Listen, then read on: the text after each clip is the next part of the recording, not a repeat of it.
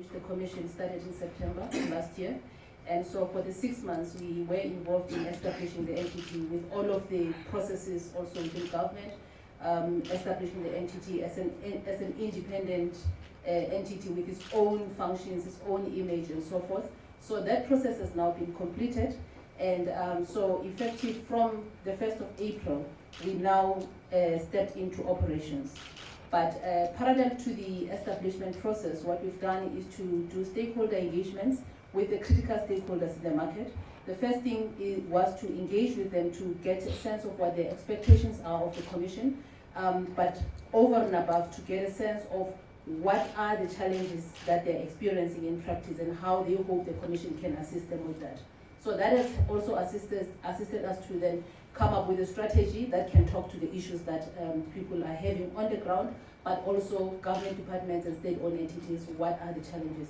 So we have now a strategy and the annual performance plan that the minister has already approved, so we are now implementing that.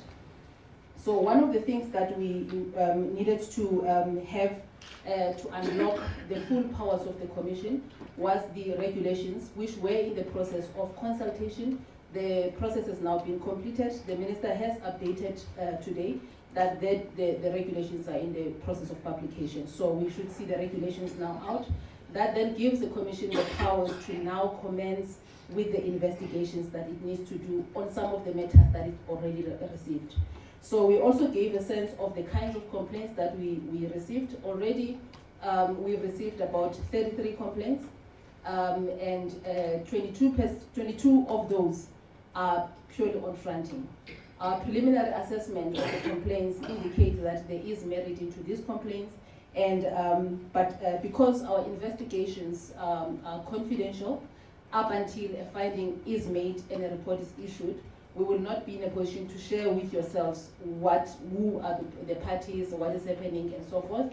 But we'll keep on updating in terms of those processes as we engage in the investigations.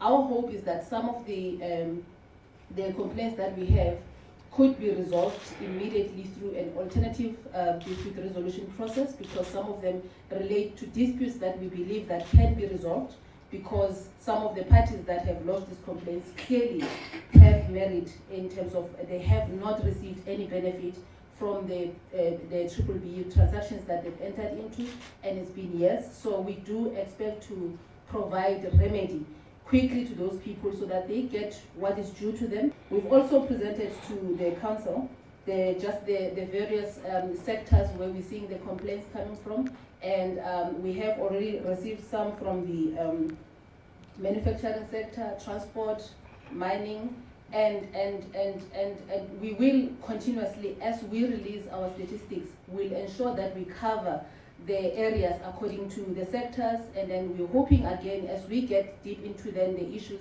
we can be able to also show the sizes of the issues that are being raised with us in terms of value of the transactions and so forth, so that it can give a clear indication to the public of what exactly we are dealing with.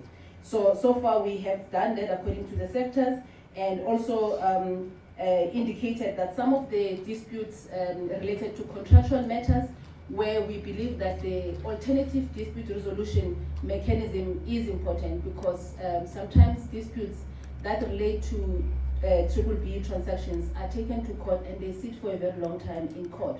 So the one thing that we have worked on is the engagement with the companies tribunal, which is a tribunal that has been established specifically to deal with company disputes, so that matters of companies do not necessarily have to queue in courts.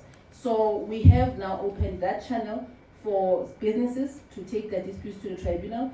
If they take them to the tribunal, the process is much quicker, and the tribunal has a commitment for resolving disputes within 30 days on average, and some may take longer if they are complex, but they've got a commitment around 30 days.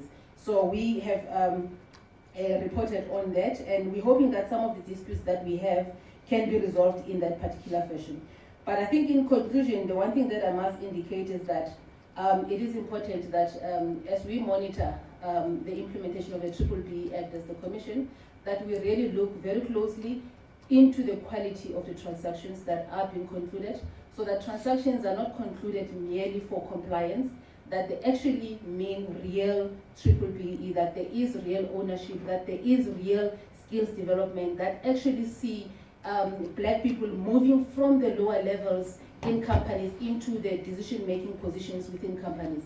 That is why we've got the 5 elements of BBBEE, which is ownership, that it intends to ensure that black businesses can actually own equity in existing companies, and where possible that they can actually establish new companies in this economy and be owners of the part of the economy.